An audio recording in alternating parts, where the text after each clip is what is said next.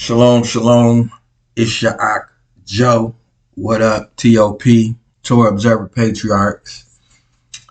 But yeah, it's your boy Joe, aka Regal, BKA Yahusuf, the closest thing to the hardest working human being. And if I ain't, let me think what I think. Yamin. Some things have changed.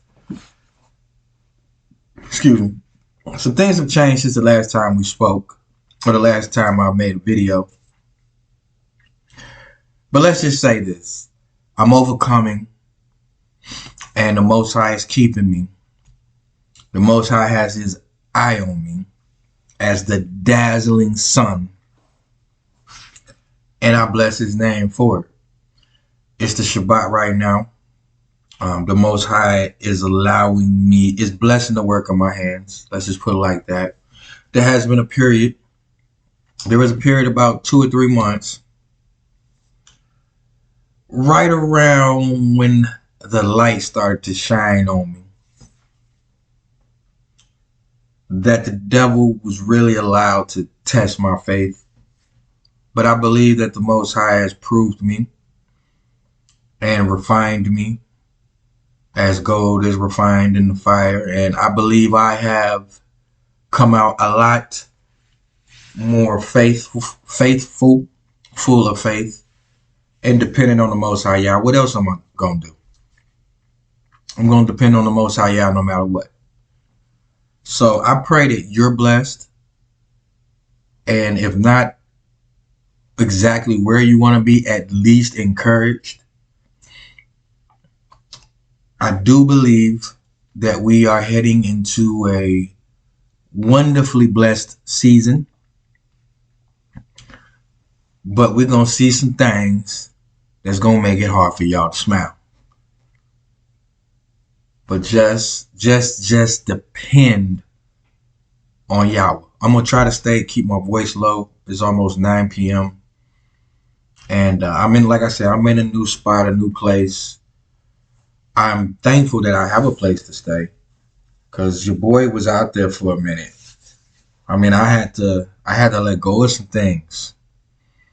But in doing that and standing on my faith, the Most High is now rewarding me. And what's the point of gaining the whole world only to lose my soul? You know? So I bless Yah for everything he has done. In the name of Jesus Christ. Or Yahshua, or however you twist your tongue to say the Messiah's name. But I'll tell you this, though. Does the Messiah know who you are? Because on that day, many will say to him, Master, Master, have we not prophesied in your name? Have we not done all these great, mighty, wonderful works in your name? And he's going to say, depart from me, you workers of lawlessness, for I never knew you. And that's what we're going to get to today, right? Now, I'm not an ordained teacher, and I'm not an ordained preacher. I'm Joe. That's who I am. I have been studying the scriptures a while. I don't think that I'm a biblical scholar by any means. This is a very deep book. A very deep book, but this is not a Christian book. This is a book written specifically to the Hebrews and then the Israelites. It's a history of the Hebrew Israelites. Okay? Not the Ashkenazis. Okay? Not the Christians. Okay? Christians may walk around, and this is the scriptures version. Christians may have the King James version. But when a Christian say, well, we're not under that law, you tell them, you damn right you're not under this law. Because I can't find one law written in here to a Christian. Never does any other law say, go and speak to the children of Christianity. Never. There's not one law written in here to the Jews. Never. Find me a law written to the Jews. Find me a law that says, and Yahweh said to Moses, Go and speak to the children of Judaism, or go and speak to the children of the Jews. Find it, please, and put it in the comments. You're not going to find it. What you will find is speak. Yahweh said to Moses, go and speak to the children of Israel. Right? So anyway, now I'm not going to get too deep into this. I have been speaking with people that are new to comprehending what the word says. They're starting to see wonders in the Torah. And there is, I kind of wanted just to make a condensed summary of what the new covenant, the renewed covenant, or what was commonly referred to as the New Testament, right? Of what it's really all about, right? Now, not all about, because like I say, it's multi-layered, okay? Speaking about the resurrection and things of that nature, the new kingdom, the new heaven, the new earth, things of that nature. Not necessarily a new kingdom, meaning what I meant to say was a new heaven and a new earth. But it's still the same kingdom, right? Yahshua is the king. But actually, us coming from a Western mindset, we haven't been used to having a king, right? A sovereign, someone who what they say goes. Keep the law and keep the law of the king.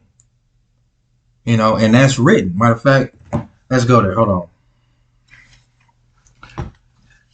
Now, I'm not one who could just shoot from the hip a lot. Sometimes I gotta look things up. So excuse me. All right. But I do know that is in there. The law of the, what is it? Of the king.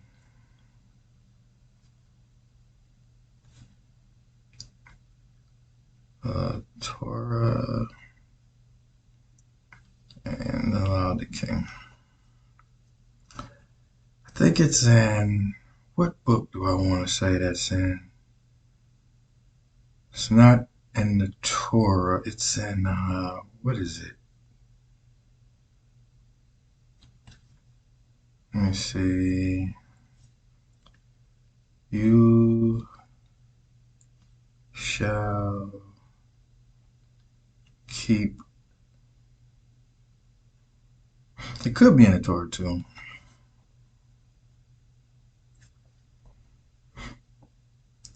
What is that in? Oh no. All right, yeah, I'm back. Ezra 7:26. It says, and whoever does not do the law of your Elah or your Elohim and the law of the sovereign, which is the king, let judgment be promptly executed on him, whether it be death or banishment or confiscation of goods or imprisonment. So anyway, we haven't lived in a kingdom. We've lived in a democracy. A lot of us are not truly Israelites because we don't put the law of Yah first. And I mean the Torah. Not no wicked Talmud or anything of that nature. I'm not saying don't obey man's law or American law, or I'm not a proponent of obeying man's law, but in obeying Yah's law, I already obey man's law. And if man's law conflicts with Yah's law, well then Yah's law comes first. Like if they make it mandatory to worship on Sunday, no, I will not. I'm only going to observe the Sabbath. because I'm only going to obey Yah's law. Period. Anyway, let's do this. Matthew 15:24, right? Matthew 15:24. And like I said, I'm coming out the scriptures, okay?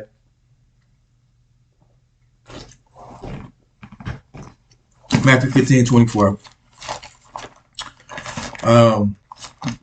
Just so we can kind of establish what the renewed covenant is really about. I'm not trying to be here long. I'm trying to enjoy the Shabbat. I've been working very hard, but I bless y'all for allowing me to have work for my hands, because it's getting hard out there. And I pray the Most High is blessing you too. So Matthew 15:24. We're just going to keep it real short. This is Jesus speaking. You can go look for yourself. I suggest you go read it for yourself. If you're watching this and you're new to this faith, because this book doesn't teach religion. Okay? Unless you're talking about, making sure that the orphans and the widows are doing well.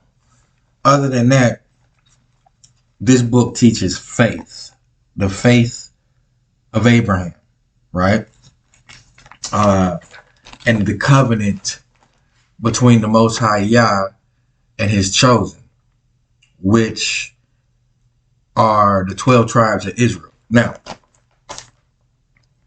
this is Jesus speaking, Matthew 15:24.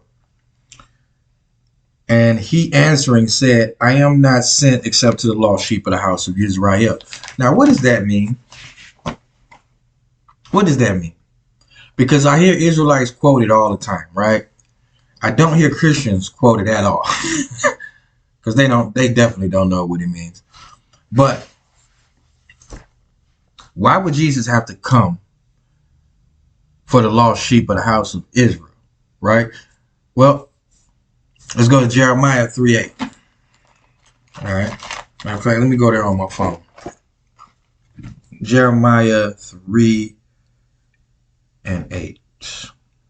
Let's see. Jeremiah 3:8.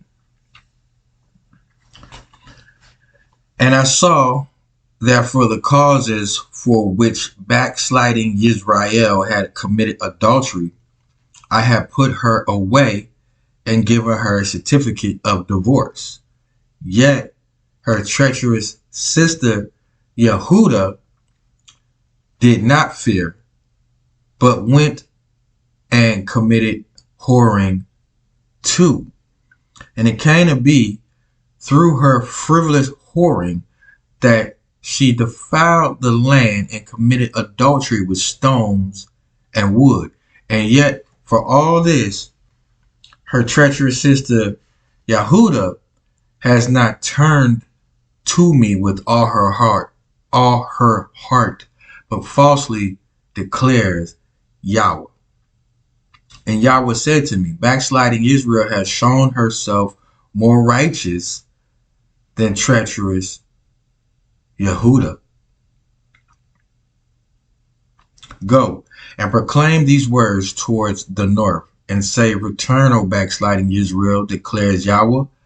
I shall not look on you in displeasure, for I am lovingly committed, declares Yahweh, and I do not bear a grudge forever.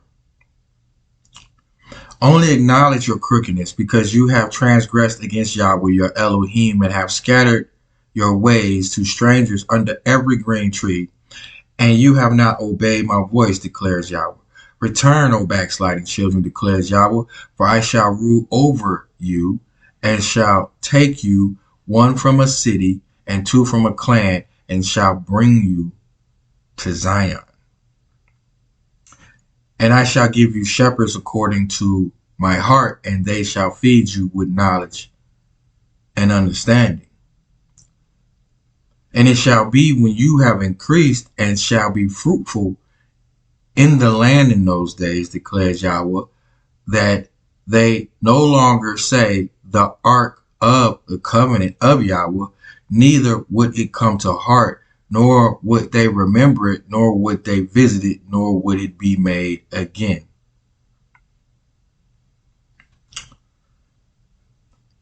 So I will keep going, but like I say, I want to keep this video short. But the thing is, Yahweh had given Israel a bill of divorce. He didn't give Judah or Yehuda a bill of divorce, but he did give Israel a divorce. Now, why didn't he give Yehuda a divorce? Well, let's go to what? 2 Kings.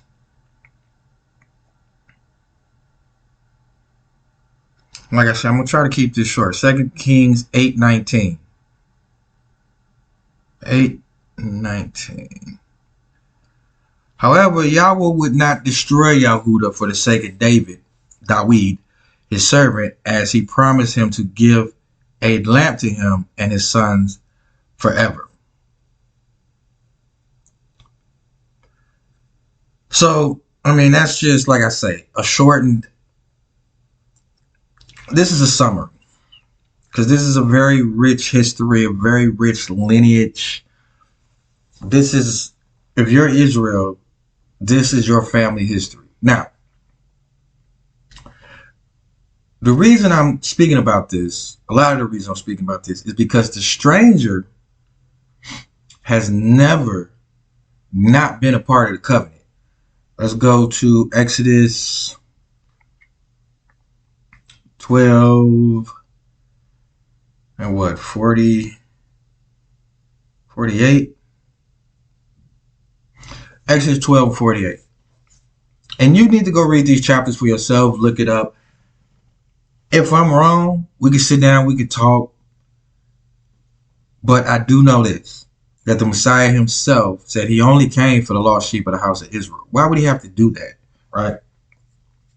So anyway, and when the stranger sojourns with you and shall perform the Peshka, the Passover, to Yahweh, let all his males be circumcised, and let him come near and perform it, and he shall be as a native of the land, but let no uncircumcised eat of it. There is one Torah for the native born and for the stranger who sojourns among you.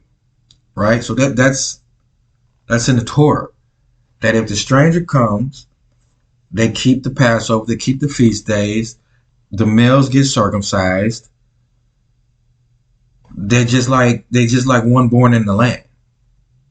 There's no difference between us and them, except we're the homeborn and they're the stranger. And also one that is of a different lineage per se, one who is not native born to the 12 tribes of Israel cannot rule over us, cannot sit as a judge or a sovereign or a prince. Maybe a prince. I don't know. That's up to be debated. We can talk about that. I'm not exactly sure about that. But a stranger can't rule over us, right? At least within Israel. Because strangers rule over us now, but we're in captivity right now. So anyway, those who turn away the stranger are actually in sin. Let's go to Malachi 3:5. Malachi 3:5.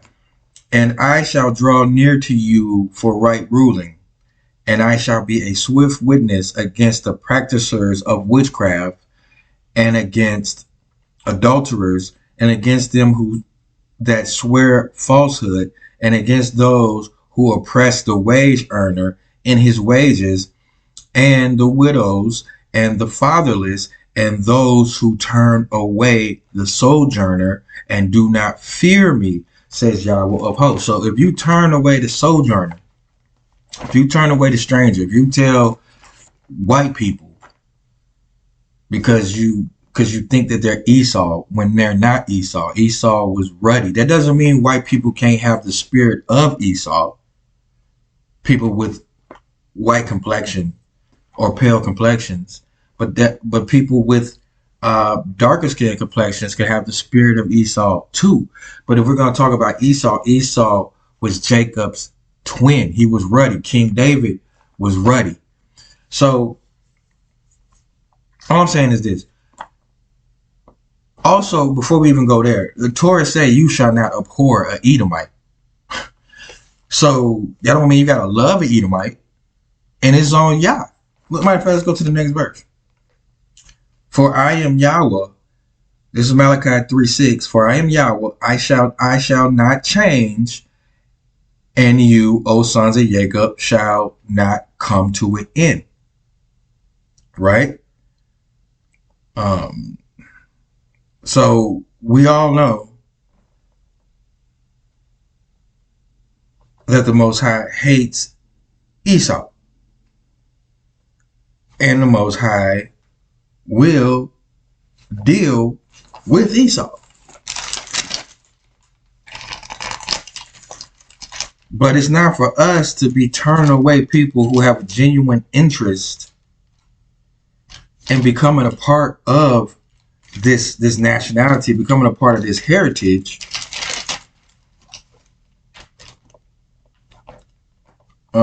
Excuse me.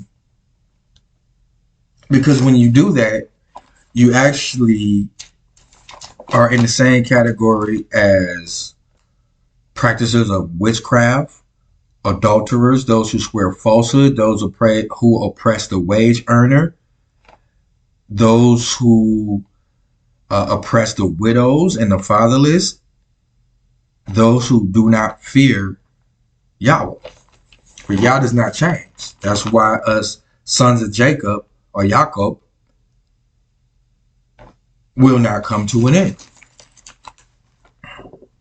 So it's not for you to go around telling strangers, whether they be of a pale skin complexion or a Hamite complexion or whoever it may be. If somebody has a genuine interest to repent and go hard for the Father, who are you to stand in their way? That's never been the issue. That's why Jesus didn't have to come for them. Jesus didn't have to come for the house of Yehuda either. He only came for the house of Israel, right?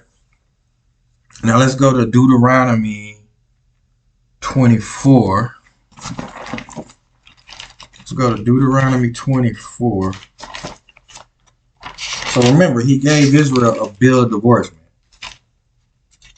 in Jeremiah 3:8. I'm trying to go quickly.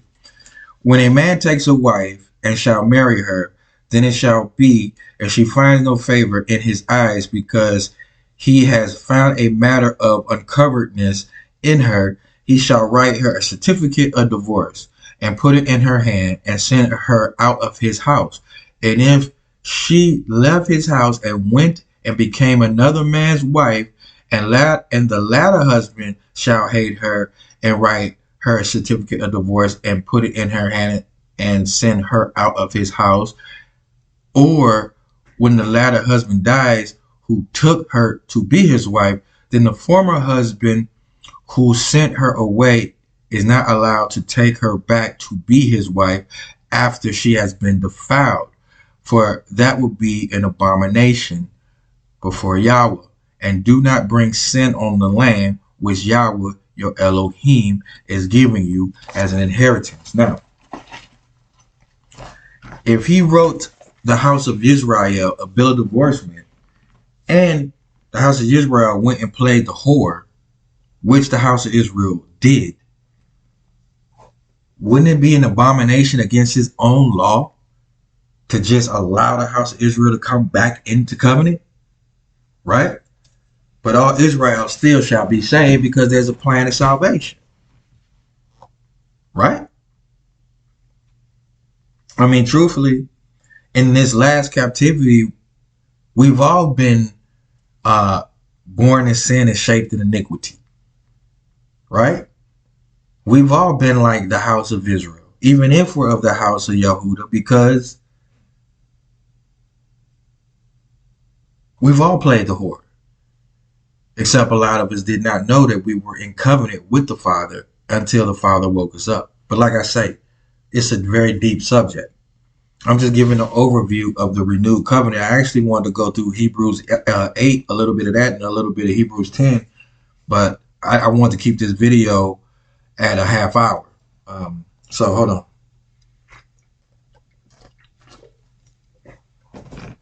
So we're going to go one more place. So in order to bring the house of Israel back in the covenant, the husband had to die and become a new man, right? So let's go to Hosea.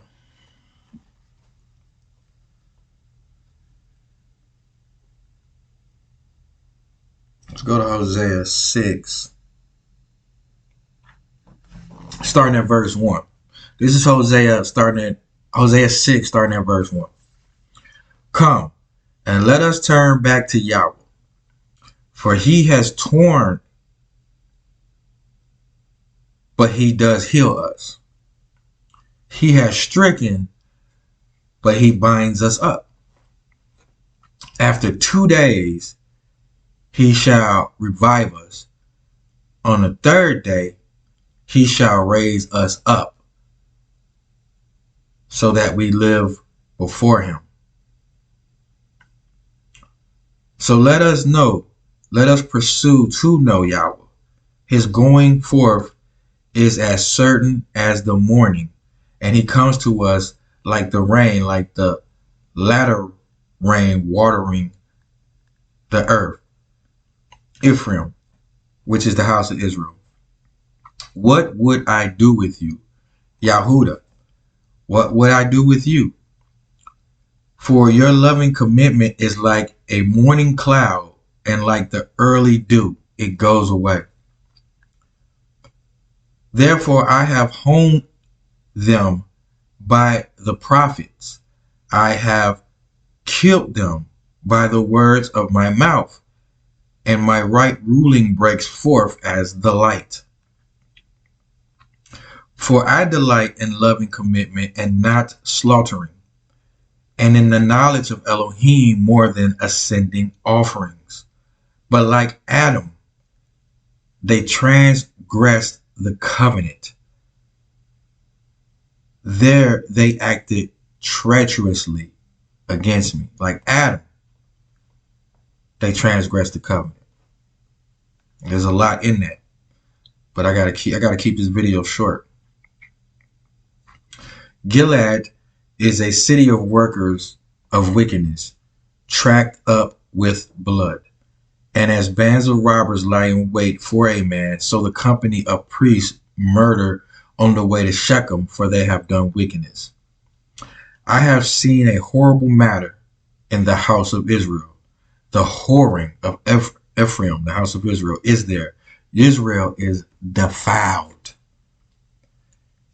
Also, a harvest is appointed for you, O Yehuda, when I turn back the captivity of my people. So, I mean, I'm not going to get too much into that. There's a lot in that. But let's just say this. After 2 days, he shall revive us. Open up these gates and let the King of Glory come in.